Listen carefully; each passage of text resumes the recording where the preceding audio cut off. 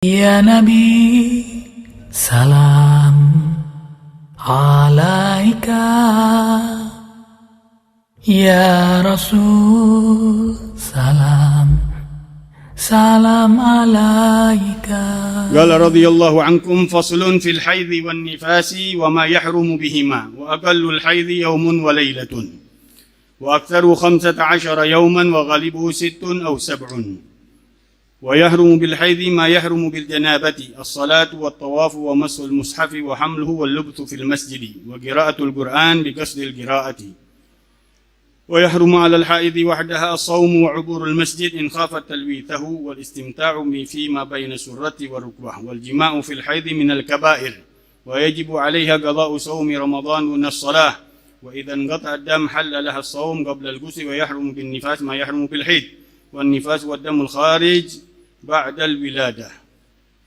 Alhamdulillah wa syukurillah. Di malam hari ini kita telah dengarkan tausiah-tausiah dari guru-guru kita yang mudah-mudahan menambah ketakwaan kita dengan Allah, keimanan kita dengan Allah Subhanahu wa taala, menambah kekuatan cahaya di dalam hati kita untuk terus mendekatkan diri di akhir-akhir bulan Rajab. Harus benar-benar kita terus tadi diajak kita untuk introspeksi, lihat diri kita masing-masing. Apa yang bertambah di bulan Rajab, apa yang kurang di bulan Rajab. Tinggal waktu-waktu sedikit lagi di penghujung bulan Rajab. Bagaimana keadaan diri kita dengan Allah Subhanahu wa taala di bulannya Allah. Di bulan Allah. Kalau kita renungkan makna saja yang dikatakan oleh Rasulullah, Syahrullahil Asab. Rajab Syahrullahil Asab. Rajab bulan Allah yang Allah tuang rahmatnya. Tanya diri kita bagaimana keadaan kita dengan bulannya Allah Subhanahu wa taala.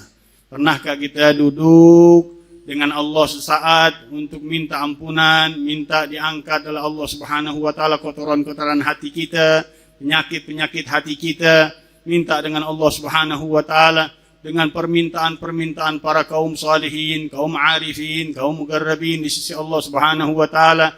Permintaan para anbiya, permintaan para mursalin, permintaan sayyidil mursalin, sayyidina Muhammad sallallahu alaihi wasallam. Duduk dengan Allah Subhanahu wa taala sesaat di bulan Rajab, nikmati, rasakan keagungannya, rasakan bagaimana Allah Subhanahu wa taala menyentuh sanubari kita, jiwa kita ketika kita benar-benar duduk bersimpuh, duduk rapuh di hadapan Allah, menghambakan diri benar-benar dengan Allah Subhanahu wa taala. Untuk kita masuk di dalam berikan kepada junjungan Nabi besar Muhammad sallallahu alaihi wasallam, sudah terapin tadi. Terapin di dalam diri kita apa yang dibawa oleh Rasulullah sallallahu alaihi wasallam dari syariahnya, dari kewajiban-kewajibannya, belum lagi dengan sunnah-sunnahnya, dengan kewajiban-kewajibannya, bagaimana keadaan diri kita dengan Allah Subhanahu wa taala.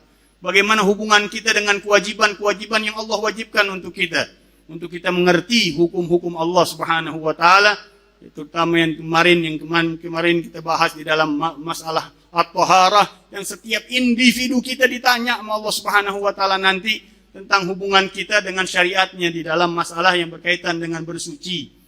Nah, ini yang kita akan masuk di bab terakhir di dalam masalah bersuci, diakhirkan oleh para ulama karena kaitannya bukan kaum laki-laki. Ini kaum laki-laki kewajibannya memantau, memerintahkan, terus meneliti orang-orang yang wajib tanggungannya di dalam dirinya, dari istrinya, anak perempuannya, benar-benar diperhatikan masalah yang berkaitan dengan kewajiban mereka. Bahkan kalau yang berkaitan dengan kewajiban, perempuan itu boleh jalan walaupun nggak diizinin dengan suaminya. Asal disyaratkan untuk mengambil ilmu wajib. Ilmu yang wajib. Kalau ilmu yang sunnah, harus wajib dia minta izin dengan suaminya. Tapi ilmu-ilmu yang wajib bagi mereka, tanpa izin suaminya pun boleh, kata ulama. Karena berkaitan dengan dirinya, ibadahnya dengan Allah Subhanahu wa ta'ala. Disyaratkan aman dari fitnah. Aman dari akan timbul fitnah-fitnah, omongan-omongan yang tidak baik. Kalau memang ada pengajian, ada tempat-tempat taklim yang mengajarkan tentang kewajibannya perempuan di dalam masalah yang berkaitan dengan taharahnya, wajib kalau dia belum tahu, dia datang, dia pelajarin, dia benar-benar mengerti tentang hukum-hukum Allah yang berkaitan dengan kewajiban dirinya di dalam bersuci dengan Allah Subhanahu wa taala. Dan kita ini masuk di dalam mas'alatul haid. Di dalam masalah yang berkaitan dengan haid yang wajib orang perempuan perhatian nih ibu-ibu anak-anaknya kalau sudah sampai umur haid. Ini Imam Syafi'i, kita ngambil madhabnya Imam Syafi'i. Sekali lagi saya selalu mengingatkan kita ini bahas madhabnya Imam Syafi'i. Jadi kalau ada di mana kita nonton ada perbedaan pendapat, mungkin mereka mengambil dari pendapat-pendapat selain Imam Syafi'i, silahkan saja. Jadi nggak ada masalah kita di dalam perbedaan di dalam masalah yang berkaitan tentang khilafiyat di masalah fikih. Karena kita yang akan kita bahas murni di dalam pembahasan kita di dalam madhab Imam Syafi'i. Madhabnya Imam Syafi'i di dalam masalah haid, umur dari wanita yang haid, ya karena nggak dibahas di sana di sini, saya masukin dalam umurnya dulu. Umur wanita haid pada umur 9 tahun, qamariyah takribiyah. Sudah bisa seorang wanita muslimah datang darah haidnya pada umur 9 tahun kurang 16 hari. 9 tahun kurang lebihnya dihitung dengan 16 hari kata ulama. Kalau 17 hari, nah hari yang sebelumnya nggak dinamakan darah haid, kecuali bersambung terus sampai umur 9 tahunnya. Nah yang satunya itu dinamakan damul fasid. Tapi yang ke-16 sampai umur ke-9 tahunnya bisa dikategorikan itu darah haid dengan syarat-syaratnya yang akan kita bahas nanti. Itu harus diperhatikan anaknya, istrinya, tulis kalau dia baru pertama kali. Kalau dia baru pertama kali keluar darah haid, orang-orang dulu rapi, dia tulis anaknya. Ini keluarnya hari ini, berapa masanya, waktunya, karena beda-beda setiap wanita, siklusnya beda-beda keluarnya. Kebanyakan nanti dikatakan 6-7 hari. 6-7 hari itu kebanyakan wanita Arab yang diambil analisanya oleh Imam Syafi'i. Nggak tahu kebiasaan orang-orang Asia. Wanita-wanita Asia ini analisanya mungkin berbeda dengan analisa yang didapati oleh Imam Syafi'i di masanya. Makanya analisa ini belum sempurna pada hakikatnya kata Imam Gulyubi.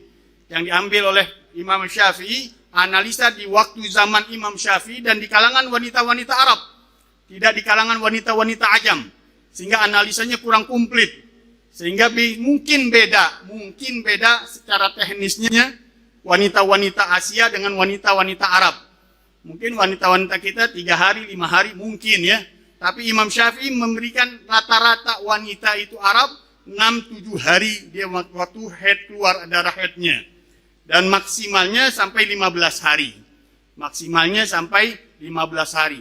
Saya nonton di Dr. Oz TV, beda juga tuh. Di dalam kedokteran 8 tahun sudah bisa keluar darah haid. Nah, ini analisa-analisa seperti ini harus kita dalami lagi, harus kita benar-benar cermati lagi. Tapi kita tetap di dalam pengambilan hukum, kita ngambil ulama-ulama kita yang terdahulu. Lebih aman kita. Kata ulama-ulama kita, analisa-analisa para ulama-ulama terdahulu lebih dipakai, lebih dipegang daripada analisa orang-orang sekarang. Walaupun analisa bisa disempurnakan dengan analisa-analisa baru yang lebih akurat. Tapi sementara ini kita ambil perkataannya Imam Syafi'i, 9 tahun anak perempuan sudah bisa datang darah haidnya, tagribiyah, bulan qamariyah, bulan hijriyah kalau kita bilang, bukan bulan miladiyah, bukan masehi, tapi bulan hijriyah. 9 tahun dikurangi masa agallul tuhur wa agallul haid. Masa agallul tuhur, agallul haid wa aktharut tuhur wa agallul tuhur. Agallul tuhur wa agallul haid. Agallul haid 1 hari 1 malam. Agallul tuhur 15 hari. Jadi kalau masih 9 tahun dikurangin 16 hari masih kemungkinan darah haid. Tapi kalau udah 9 tahun dikurangin 18 hari. Nah, 16 hari ini belum dikategorikan darah haid. Yang keluar sebelum 8 tahun, jadi umurnya 8 tahun, 11 bulan, 12 hari. Nah, keluar darah, belum dikategorikan dia darah haid. Tapi kalau udah 14 hari karena kurangnya 16, mungkin darah haid. Kemungkinan besar itu darah haid. Kalau 8 tahun, 11 bulan, 13 hari, yang 1 harinya bukan darah haid. Karena 17 hari kurangnya. Kalau 16 hari dimasukkan oleh Imam Syafi'i, kemungkinan besar itu darah haid. Jadi ibu-ibu punya anak umur 8 tahun, 11 bulan, udah masuk 14 hari, siap-siap tuh. Ditulis, karena nanti banyak yang terjadi karena siklus haid itu beda-beda perempuan. Banyak sekali yang, apalagi yang kalau udah pakai umroh, pakai suntikan-suntikan sekarang, ngaco jadi tuh darah haidnya dia. Dia meredam supaya nggak keluar haid ketika dia umroh, ketika dia haji, akhirnya berantakan siklus haidnya. Nggak seperti normalnya. Itu harus ditelaah, harus diteliti, dan seorang faqih akan bertanya berapa waktu kebiasaannya, berapa lama kadar keluar darah haidnya, dari kapan waktunya, di awal bulan, di tengah bulan, di akhir bulan, dia tanggal pertama, tanggal kedua, tanggal ketiga. Itu akan jadi pertanyaan seorang faqih di dalam madhab kita Imam Syafi'i. Maka harus bagi ibu-ibu apabila anaknya baru keluar darah haid di umur 8 tahun, 11 bulan, 14 hari, atau di umur 9 tahun. Amannya 9 tahun, ibu udah pasang-pasang tuh. Anaknya ditandain, hari apa dia keluar, kemudian berapa masa waktunya, di mana, di awal waktu, di awal bulan, di tengah bulan, di akhir bulan. Dicatat. Orang-orang dulu rapi katanya. Orang-orang dulu rapi. Orang-orang tua kita rapi. Kalau anak-anaknya yang perempuan ditulisin tuh. Dia haidnya sekian lamanya, 5 hari. Di awal bulan, di hari pertama bulan, di hari kedua bulan, ditulis sama dia. Ini kewajiban juga suami-suaminya untuk perhatian kepada anak-anak dan istrinya. Itu bagi orang yang awal keluar darah haid. Di umur 9 tahun, kurang lebih 16 hari. Kurang lebih 16 hari masih dikategorikan masuk kategori darah yang keluar itu. Darah yang keluar dari atas bagian rahim dengan jalan kesehatan. Kok bisa tahu? Emang Imam Syafi'i udah punya alat-alat seperti kita ronsenan? Kok bisa tahu itu bentuk rahim? Ada yang di atas ngeluarin darah, ada yang di bagian bawah ngeluarin darah. Itu kehebatan yang sampai sekarang saya juga masih merenung. Apakah Imam Syafi'i pakai ilmu kasyaf pada saat itu? Karena abad kedua Hijriyah, Imam Syafi'i dia masanya salaf, kaum salaf. Abad kedua belum ada namanya ronsenan, belum ada namanya USG, nggak ada. Kok bisa tahu bentuk darah haid? Jalannya sehat. Tentu tidak ada penyakit-penyakit yang timbul. Kalau ada penyakit yang timbul, dokteran kita juga akan merasakan sakit yang parah yang nggak bisa ditanggulangi. Walaupun di dalam darah haid dikatakan juga darah itu memang ada ladhi, ada sakitnya, tapi sakitnya nggak boleh parah banget. Ada orang mau keluar darah haid sampai pingsan. Nah, itu dicurigai oleh dokter kita bukan darah yang sehat yang keluar, tapi darah yang mungkin kelendirnya terlalu banyak, hormonnya terlalu banyak, bercampur dengan darah, katanya itu menyebabkan bergumpal itu darah, sehingga keluarnya itu sakitnya benar-benar sakit, dan harus dibantu dengan peredar rasa sakit. Tapi yang secara definisi ulama kita sama dengan definisi dokternya, adalah darah yang keluar dari atas dinding rahim dengan jalan kesehatan. Itu tanda kesuburan. Orang kalau subur dia akan mengeluarkan darahnya normal.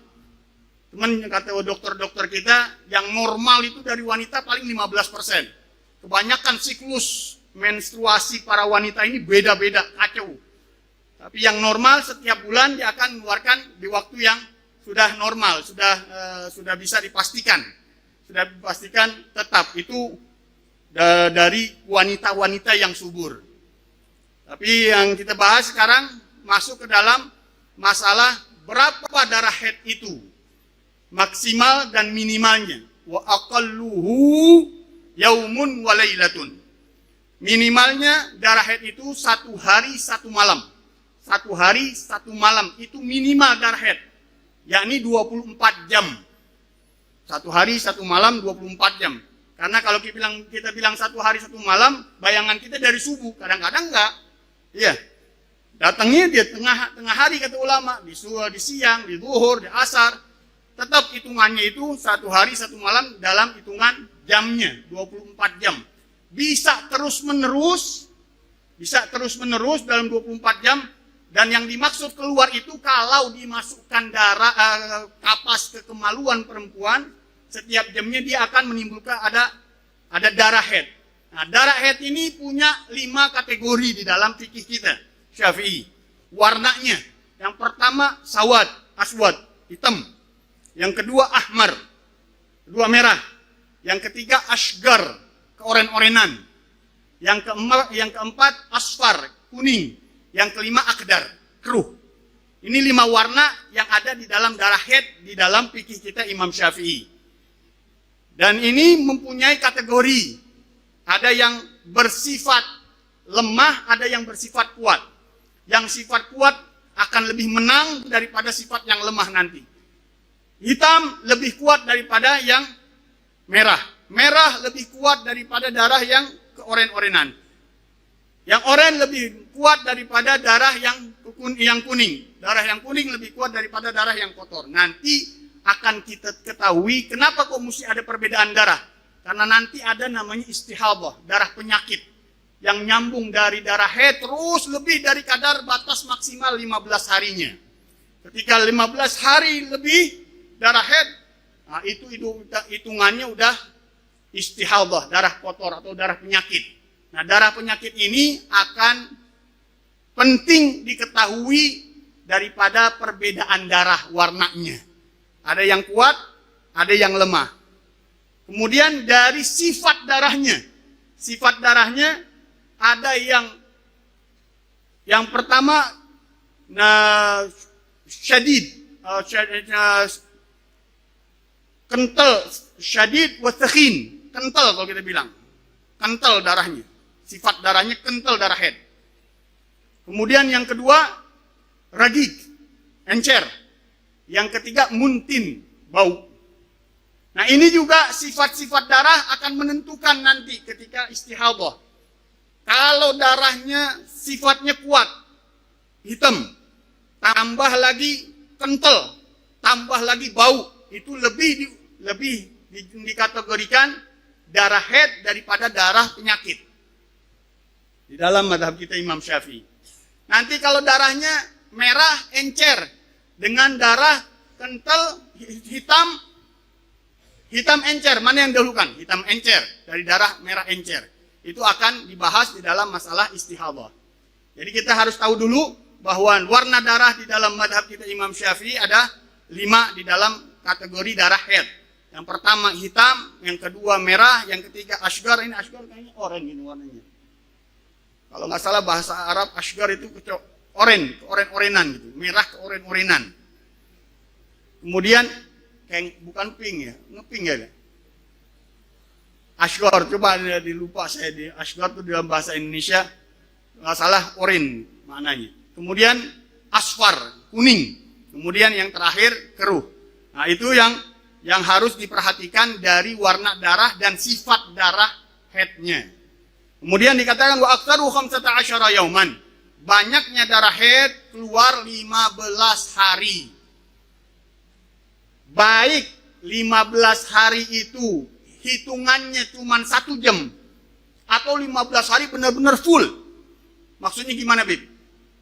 Tadi syaratnya 1 hari 1 malam 24 jam. Ini 24 jam bisa terus-menerus dalam 1 hari penuh keluar atau dia terpisah selama 15 hari. Selama 15 hari bisa keluar yang hari pertama sejam, yang hari kedua 2 jam, hari keempat keluar lagi berapa jam. Kalau dihitung selama 15 hari 24 jam. Itu dinamakan juga darah haid. Itu dinamakan darah yang diselengi. Ada darah haid bersih, darah haid bersih, darah haid bersih. Bersih di antara 2 haid dihukumkan haid. Dalam mazhab kita Imam Syafi'i, hari bersih atau waktu yang bersih di antara dua haid keluar darah bersih, darah bersih. Ada bersih ini di antara dua haid, hukumnya haid kalau selama 15 hari. Dan tidak boleh kurang dari 24 jam. Nggak boleh 15 hari kurang dari 24 jam. Nggak dinamakan darah haid. Darah istihadah. Darah penyakit. Darah kotor. 15 hari keluarnya. Ya, tapi kurang. Hitungannya nggak 24 jam, 8 jam. 15 hari, yang satu hari keluarnya cuma 15 menit. Hari kedua setengah jam. Dihitung seluruhnya cuma 10 jam atau 15, nggak sampai 24 jam, sampai 20 jam misalkan. Atau 15 jam. Nggak dinamakan darah haid oleh ulama kita. Itu darah istihadah. Yang dinamakan darah haid harus minimalnya 24 jam, satu hari satu malam. Baik itu langsung keluarnya full dalam satu hari satu malam. Maknanya full kalau dimasukkan kapas dia ada darah. Setiap jam perempuan masukin ke kemaluannya ada darah. Setiap jam dimasukin ada darah. Setiap jam dimasukin kapas ada darah. Selama satu hari satu malam keluar terus. Itu namanya darah haid. Minimalnya. Maksimalnya 15 hari. Darah haid itu keluar selama 15 hari tapi jarang. Jarang kalau terus menerus. Keluar darah 15 hari kayaknya jarang perempuan. Terkadang diselingi dengan apa? Berhenti, keluar lagi darah, berhenti. Selama 15 hari masih dikategorikan darah haid kalau hitungannya 24 jam atau lebih. Lebih dari 24 jam nggak ada haid. Yang penting nggak boleh lebih dari 15 hari. Nggak boleh kurang dari 24 jam. Baik itu hitungannya satu hari full atau 15 hari terputus. Ini sebagai awalan dulu.